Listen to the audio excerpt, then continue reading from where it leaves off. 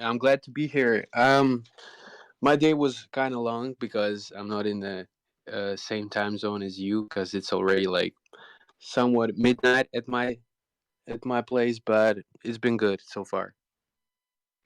Yeah, man. Long days are kind of the testament to Web3, right? It's pretty normal here. Some days I'm staying until 3 a.m. Some days I'm going to bed early. So it is kind of the name of the game. But I do appreciate you taking the time out of your day to sit down and chat with us and help us learn a little bit more about you, Dennis.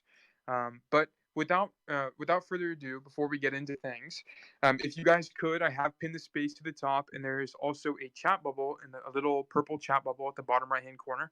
If you could go ahead and click on either one of those and drop a quick comment, like, and retweet on the space, that would be awesome so that we can get some more people in here to learn more about Dennis.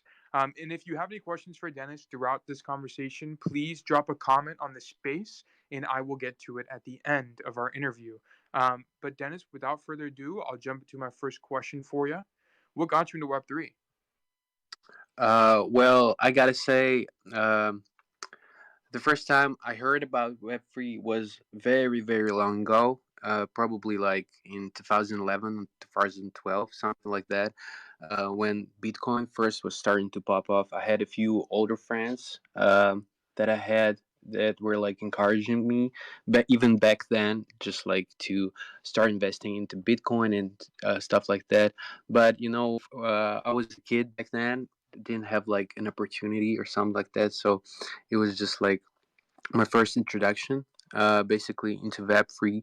But I came back almost 10 years later, I would say, because a friend of mine from university, he sort of told me about Solana mostly because I knew about Ethereum chain, I knew about the NFTs on Ethereum, how they'd be popping and stuff like that. And he told me about this new thing, Solana, how he had found some success on Solana and etc. And basically, after graduating from university, I was like looking at the options. What can I do more in life?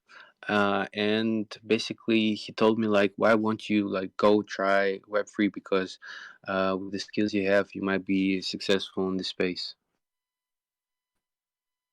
Yeah, fantastic, right? So you were kind of exposed to crypto earlier, right? But you never really took the dive until recently after you graduated from college. So what? So does your friend have ties into Web3, or how is he so knowledgeable about the space? Basically, he had some experience in the sneakerhead market, and a lot of people from the sneakerhead market started moving into the NFT space. uh, Mostly around 2020, 2021, and a few friends of his introduced him to NFTs because everybody just like heard about the Ethereum NFTs. uh, they really started popping off that time, and other people introduced him, and he was already like doing some stuffs because there were like some early builders in Solana space, let's say, making bots, making snipers, all of this.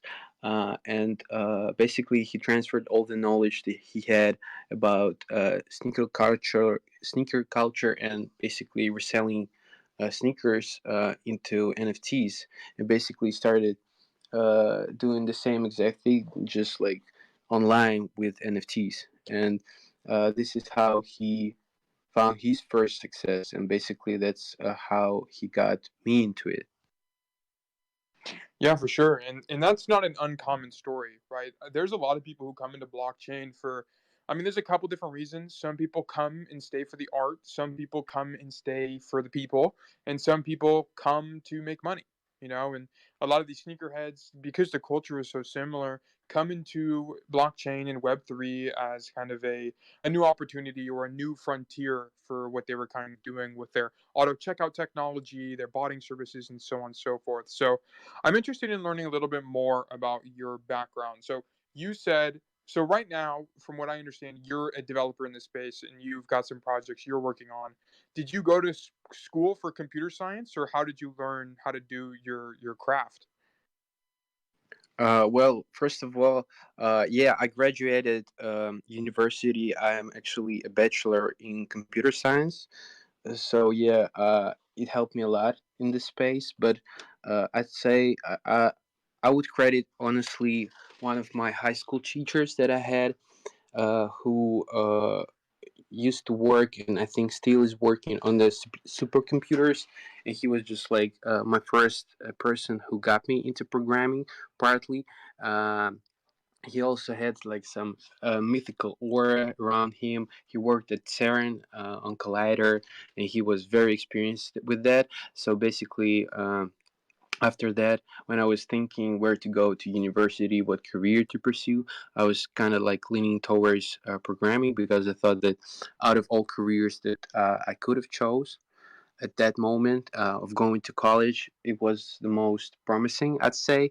Plus, after graduating my high school, which was actually like more into physics and math school, I think I was just like naturally leaning towards a technical specialty, thus programming, like a mix of everything, I would say, came in very handy, and just basically how I ended up being a developer. Yeah, and what's interesting about that is you said you had a teacher that was really inspirational to you, right? Like he had some really cool experience. I think you say, did he work on the Large Hadron Collider? Is that what you said? Yeah, yeah, yeah. He worked there. Yeah, and if the people, if any listeners aren't familiar with the Large Hadron Collider, it's super cool technology. It's like this big ring where they shoot basically particles like pretty ultra fast. They're going super fast and have them collide with each other and then like do these reactions. It's really cool, nerdy stuff if you're into physics and stuff like that. But so basically you had this mentor more or less who kind of encouraged you to take that risk and kind of to delve further into the science. So you had this is definitely a good example of a good teacher or a fantastic teacher. During your educational career, did you have any bad teachers and how did they impact you? Well, um, I don't want to call out names, but I had a few, because I wouldn't even say that like it was necessarily a bad teacher. I just think some people don't know how to present the stuff eloquently, so it would make people interested in the subject. Thus, that was like the main skill I would say they were lacking, because when you are teaching some complex thing and you can break down it as a very simple, uh, it's really hard to captivate person's attention, or just maybe like make everything seem understandable. Thus, a lot of people lose interest in the subject very early on, and I think those were like examples of bad teaching, I would say, from my experience. But necessarily I wouldn't call them bad, because uh, either way they were great people, and they were trying their hardest. They just didn't have the skill set to present. Yeah, and I think that's a really awesome perspective to have, right? Like a lot of these teachers who come into our education system or work at a university or so on and so forth, they're most of the time, of course it's a generalization, but most of the time they'll have good intentions, right? They want you to understand the material. They want you to come out of the education experience as someone more well acknowledged, right? Or someone more well experienced. So it is definitely awesome that you have that kind of insight into teachers and educators and sometimes they just don't know how to best convey the information. And this kind of leads me into another question for you. So you're a developer and you're working on some projects on your own. And sometimes, as a computer programmer or software engineer, it's difficult to explain these kind of technical concepts to normal people or people who aren't engaged in software. So, a question I have for you is: whenever you're trying to explain your product to someone at a how do you go about doing that? Well, I usually stick to doing it mostly metaphorically. So, for example, if I have like some complex algorithm or stuff like that, I try to explain it to a person, or based on maybe some um, sort of in life mechanic that they might have interacted with, and a simpler one, or I go metaphorically. For example, while explaining some NFTs to other people, I was like using metaphor for shoes basically, and sneaker culture, and how it worked, and basically comparing sneakers to NFTs. Thus, that comparison really helped a lot, because I think the key way to explaining stuff to people is just like uh, make them understand it through the lens of things they already know. This way, it's easier for them, and also it's great for uh, probably their memory, because they will remember the things better, because they will already like uh, align all the things, new things they're getting it, into their head with the things that they already knew. Yeah, for sure. And that's one thing I do too. I don't use sneakers as the analogy for my explanations, but whenever it comes to something like explaining Magic Eden, I always say, "Oh, there's a digital eBay." You know, you sell these monkey pictures on digital eBay, and then stuff happens. Like I remember trying to explain the zero royalties debacle to some family members, and that's how I kind of explained it. But I love that, right? Whenever it comes to explaining bigger ideas or complex topics or something along those lines, it's often very helpful to bring up analogies or bring up metaphors and so on and so forth. So, one question I have for you is, as you've kind of been going through your journey in education and kind of becoming a software engineer and pursuing the kind of path you're on, have you ever had any times where you felt frustrated or kind of at your wits' end? And what did that feel like? Honestly, a lot, because in this sphere, it's really easy to be unsatisfied with what you're doing, and be sort of burned out, because a lot of the times coding in general is a very scrupulous thing, because you need to, one mistake can ruin everything, and it's really hard to find that one mistake. uh, Generally for me, I think the first time that happened was uh, during my sophomore year at uni. I was working at consulting firm, PwC, you might know, PricewaterhouseCoopers, and they basically asked us to make a credit scoring model for them. And I basically had an experience of all that corporate culture uh, i- at my hands. I took a look at it, and it was really a depressing sight, because I didn't see any satisfaction uh, between people with what they were doing, and what like uh, coming to work didn't bring them pleasure and stuff, right like that. And also, I'd say basically uh, they, because it was corporate, we had sort of a, I wouldn't call him boss, but he was overseeing our project, and he used to sometimes be very weird about formulating the tasks that he needed to do. Thus, we had to redo some tasks quite a few times, just because he didn't formulate them well enough to us, and that was really like disappointing. Also, when I was writing my thesis paper, like previously, in like 6 months ago, also it was like a kind of tough spot, because uh, well, when you're writing a thesis paper, you're just basically doing some coding for like 3 or 4 or 5 months, and you write a paper on it, only to defend it to the people in like 10 or 15 minutes.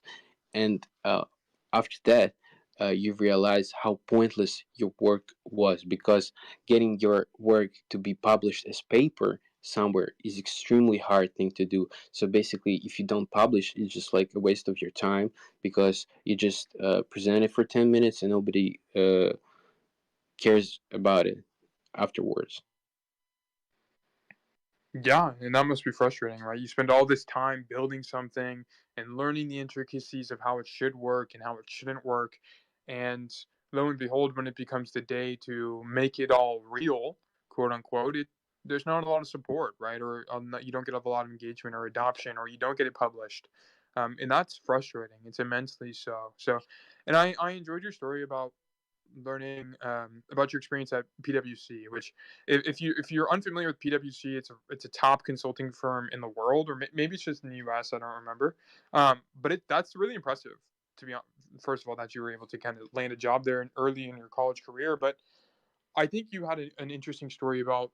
I think it's an interesting dilemma when it comes to leadership, right? Like you had a team leader, whether that be management or a boss or however you want to think about it, who kind of didn't set a good example and made it difficult to work and just accomplish work or accomplish your goal and so on and so forth. So, a question I have for you is, what do you think makes a good leader, and how do you use that to be a good leader yourself? Well, I'd say a good leader is a leader that listens, first of all, both to his sort of employees and also to the people for whom he's delivering maybe a product or who he's quote unquote leading. And also, a good leader will always, you know, um, I would say he would hold best interests of everybody else over his own. So he will be unselfish in that regard, and he will focus more on delivering something to people, like being there for them, uh, inspiring maybe them in some way, and just maybe like being outspoken about things, but focusing more on everybody else except themselves.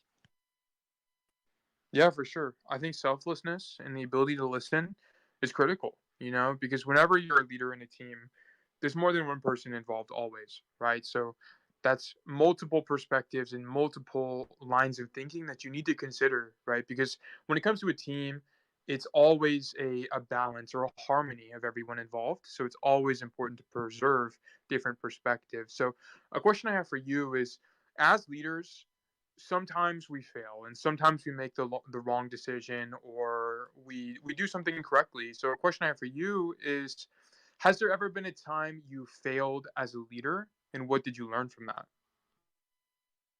Well, sure, because it's like I think the most important thing that you can do in this regard is just to learn from your mistakes, because in reality, everything in every endeavor that you take on yourself and you fail in it, it's basically a preparation for your future self and for the future things that you're going to do.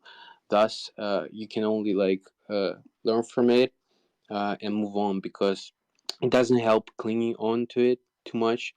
And I think as uh, as far as my life goes, I had some leadership issues, and it just showed me the things that I need to do better and things that need improvement. And I just learn from that and try to learn from that every day. Yeah, for sure, right? All of our failures kind of compound to be the person we are today. Sometimes we take the wrong step, but we learn from that. And then lo and behold, that leads you to where you are today, right? Like, I've made tons and tons of mistakes in my life.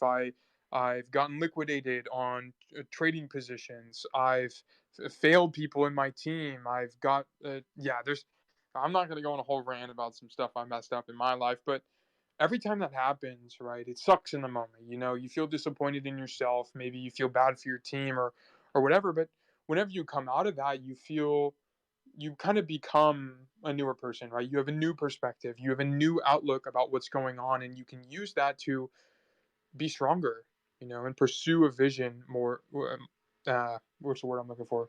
I guess more passionately, right? So a question I have for you is, what is your vision for yourself over the next 2 or 3 years? You know, I heard a quote, I think, a few days ago.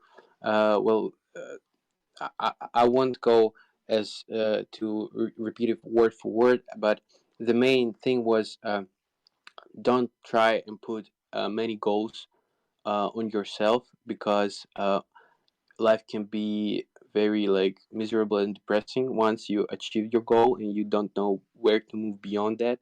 So basically, as for me, I'd say I know what I need to do in regards to our project, and Web3 space in general. Like, I have some sort of vision in my head, which would be really, like, in my mind, it would be only beneficial for the space, for everything to come together. And honestly, I think for 2 3 years from now, it's just making things work, making things that would probably make other people's lives better, and just work for that idea of decentralization, which is like sort of the stepping stone of the whole Web3 community.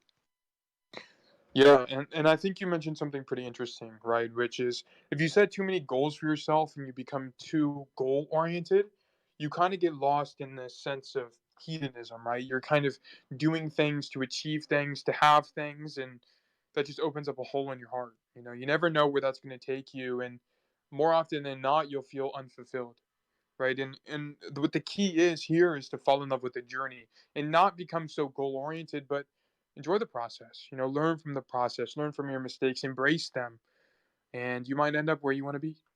And one thing I think is interesting, and it's a little bit more applicable to software in Web3, is Facebook has a concept where they only have two different sets of goals. They have like a 10-year, I forgot what it is exactly, so take this with a grain of salt, but they have like a 20-year vision and a 6 month goal. And that's it. There's nothing in between. So they have an immediate short term and an immediate long term, and they always revise or revisit their immediate long term every time they achieve their short term goals. And with something like that, you're kind of put in an environment where you have to adapt. You know, you don't confine yourself to a box of which you have to achieve to get to where you need to be. So I love what you're saying, and I think it's applicable to everyone. You know, and I think even if you're an artist, even if you're a developer, even if you're a space host like me, that's advice we all should take. So it's been an awesome conversation. I do want to give you some time to talk about your project. So can you tell us a little bit about what you got going on in Web3 right now? Yeah, just before that, I wanted to like also add a bit to the thing you said about Facebook. It might be a bit of a cliche, but it's something I heard from Elon Musk. Well, he basically said that everything I'm doing is just like to lead me to Mars, basically. So basically, I'd say it's a really great thing to orient yourself for something long term, and just like check your progress along the way. Maybe have that like vision, which might be even you know, and like maybe set something that you might not reach in your lifetime, but always like strive for that thing, because it can make you genuinely much more better, even if you get only halfway toward that goal. As for the project, I'd say, because I remember when I talked also on one of your spaces. It was a night before the Magic Eden hackathon uh, res- announced the results, I think.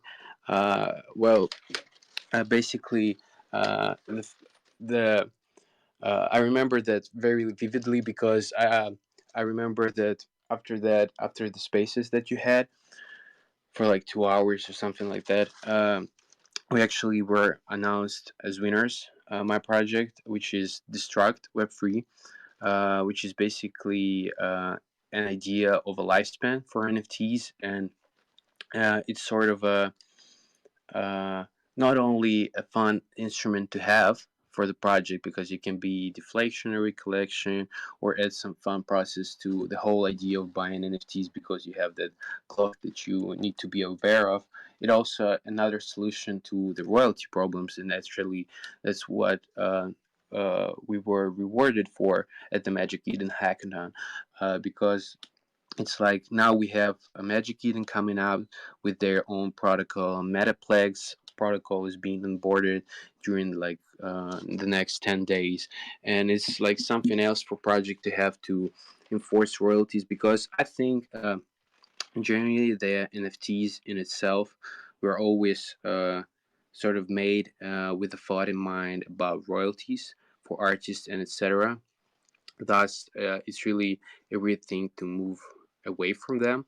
But generally, I think it also needs to be some sort of a middle ground for people, because I also understand the people who are short term flippers, paper hands, and they want to make quick profit and leave, and it's nothing bad in it. there's no need to self shame that. Thus, we sort of came out with that uh, lifespan mechanism, and we have more in the books because we are also want to build a sort of do to earn platform for the space for Web3 because while I was sort of finding people to work on this project, I ran into a big dilemma of there is no like quality thing where you can find a person who can help you work out some issues or like help you do the work that you need to do and you can't do yourself. Yes, there is Rethinkable and other services like some servers and DAOs. They have a job board, but generally it's a really like tough space right now in terms of finding a person who can do great work in a short period of time and get rewarded for that. Also, a couple of my friends are working on an app which should help people pay with crypto in real life, not like SoulSwipe, but a bit like more convenient, I'd say. But all will be revealed shortly, and I think we're just generally uh, doing great work overall, my whole team, and I'm really like believing in us right now because I'd say we started in the worst conditions possible to start building, but we found at least some sort of success in that time, which only uh, made us prove to ourselves that we can succeed in the long run. Yeah, and I love what you guys got working on in Destruct. And once again, congratulations on winning and getting a reward in the Magic Eden Hackathon, right? There was a ton of people who entered, and not everyone won. So it's awesome to see you guys kind of be successful. And one thing you mentioned that I totally relate with is being able to find devs who can do quality work in a short amount of time. Yeah, you're gonna be that's gonna be tough for you to find. We've had our fair share of trying to find devs and make stuff work, and haven't been able to make it happen. So I totally understand what you're saying. So I'll go ahead and ask you two final questions, and we'll go ahead and wrap it up. But one thing I will mention is Making Time is a daily space hosted by me, HV Socrates, on the Syndicate Network. We will be having an interview tomorrow with the Jelly Joints DAO of the DAO founder. If you're interested in learning more about him and their story, you can go ahead and up above, I have pinned that space to the top. You can go ahead up there and drop a reminder or set a reminder, and then we'll have that space tomorrow. It is a little bit later in the evening. I think it's at 3:30 or 4:30 p.m. EST. It says in the graphic, but one thing to keep in mind. But now we're talking to Dennis. Dennis, I have one question for you. So you were talking about how you started working on your project and you kind of learned a lot while doing that, right? And you started off in these bad scenarios and then you kind of just got opportunities to climb out, and maybe things aren't going the best, but at least they're better than before. So a question I have for you is, as you've been working on your project, what do you think is the most valuable experience you had while working on that project? Well, I'd say that definitely, like the whole experience of running a Web3 project, no matter how big it is, it's an overall great experience in management application and can be beneficial for people even if they don't succeed in Web3 because you pick up a lot of things which a good manager should have because you have to do your own work because you want to do it, not because somebody tells you that you need it to be done by some deadline or something like that. So, and the success of the project only depends on the work that you are willing to put in, and also you get the experience to sort of work with other people and be maybe their, I wouldn't say boss because it's not what it really is. It's more of like a leader would be a great word for that. And you have all motivated, uh, like make uh, basically make their job meaningful to them and to you. And I think that's like the most important skill that can be also used later in life because making everyone meaning